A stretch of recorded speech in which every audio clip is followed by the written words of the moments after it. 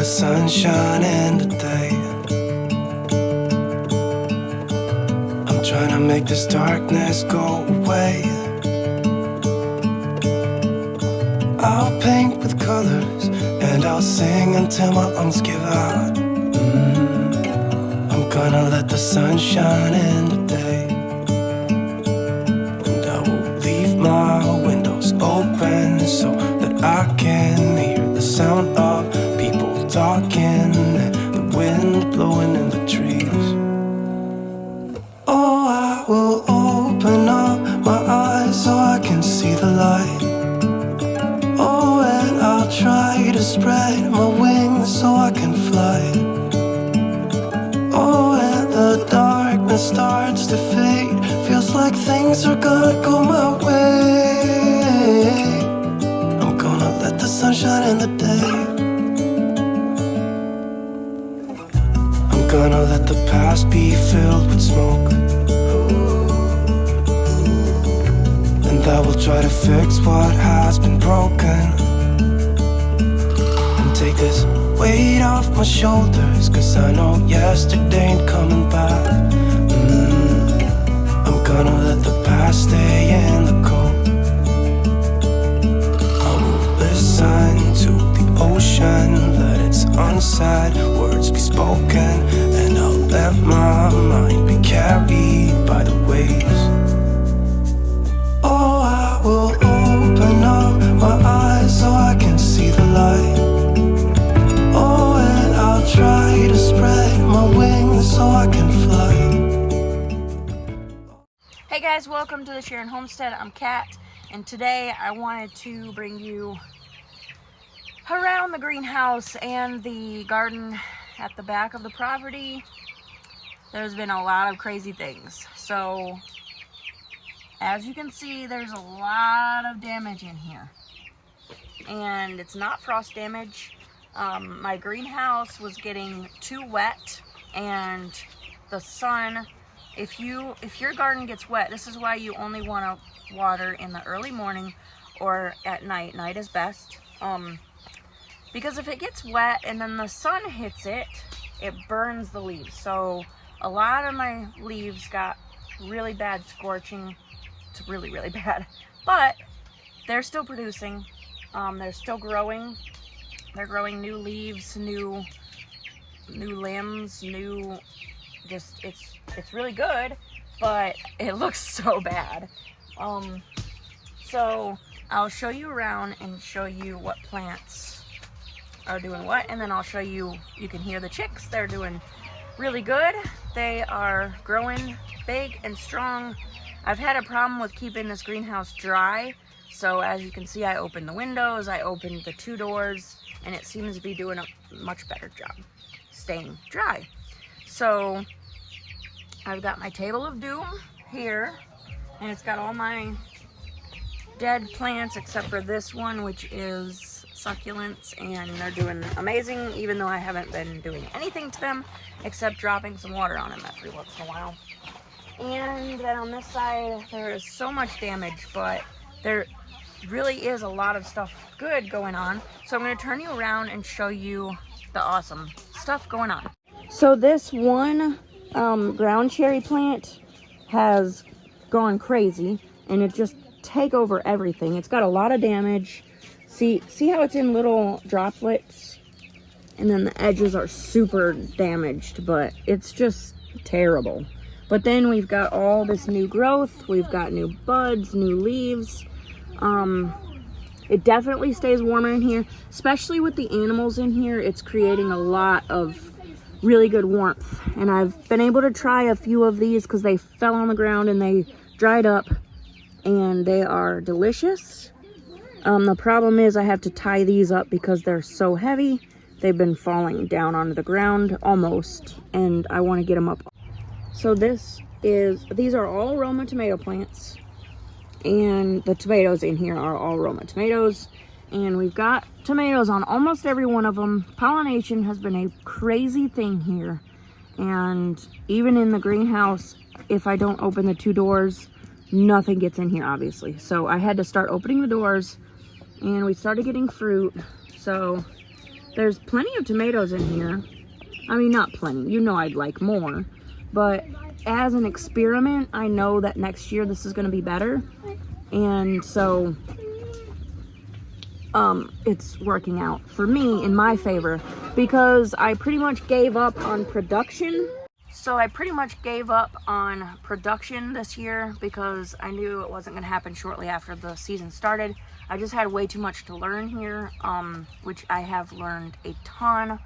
And I'm really excited about what I've grown and what I've learned about what I've grown, and the changes I'm going to make next year are going to make a huge difference, because now I know kind of what to expect and what kind of processes I want to do in the future, as opposed to this year, which I did a couple things that weren't right, but I had to learn through experience, because sometimes some other people can do stuff but you can't, and then you can do some things and other people can't. So I don't want to ever say no, I can't do that because they can't do that. I want to try it myself.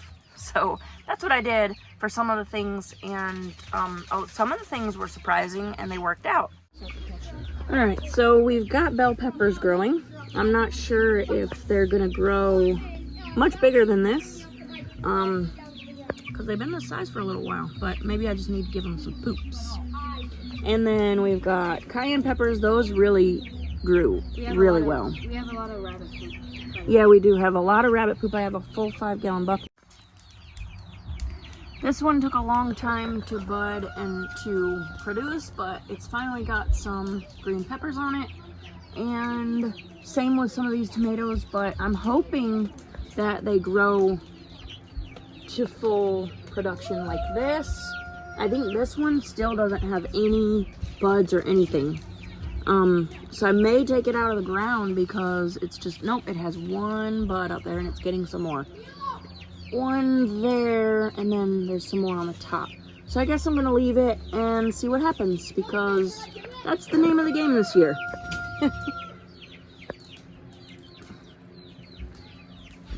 And it just continues down the line. There's tomatoes and peppers in here. No peppers right there, they're a lot lower. And these are indeterminate, so they're gonna keep on growing taller and taller and taller, and they'll probably go all the way up to the ceiling by the end of the season, I'm guessing, but I'm not sure, because we really don't have that much left in the season. But this is a greenhouse, so I'm still learning and I gotta figure it out, because I might be doing this full production next year in greenhouses or a high tunnel, where we have to figure out what we want to do, because I know in the future we want 3 high tunnels, 1 for medicine, 1 for animals, and 1 for vegetables. But I already know we need more than 1 for vegetables, because we have a lot of people in our house. We're also trying to clean up some brush around the property before winter. We've got brush piles from cutting down trees and stuff. So Jonathan is busy at work, putting them in this burn barrel, getting the work done.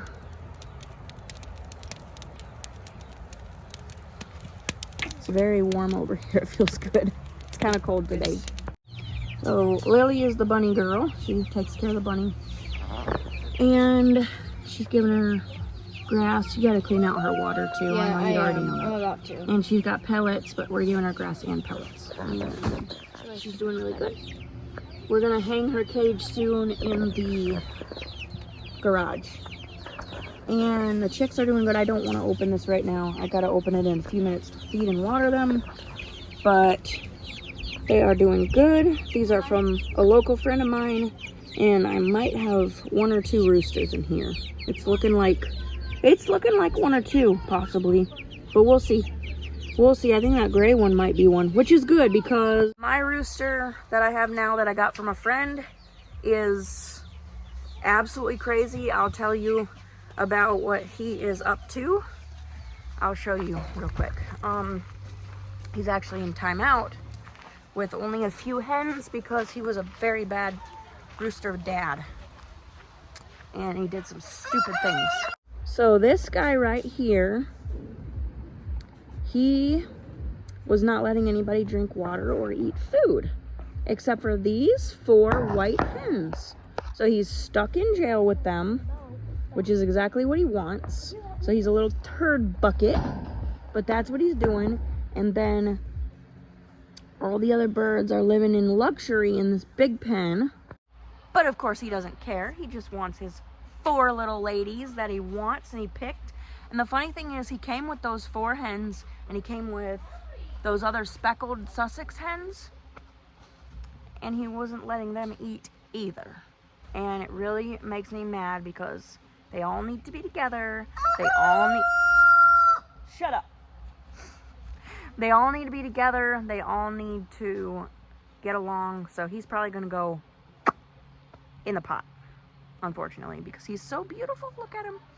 I picked him out of 5 roosters. He was my favorite, but this is how it goes.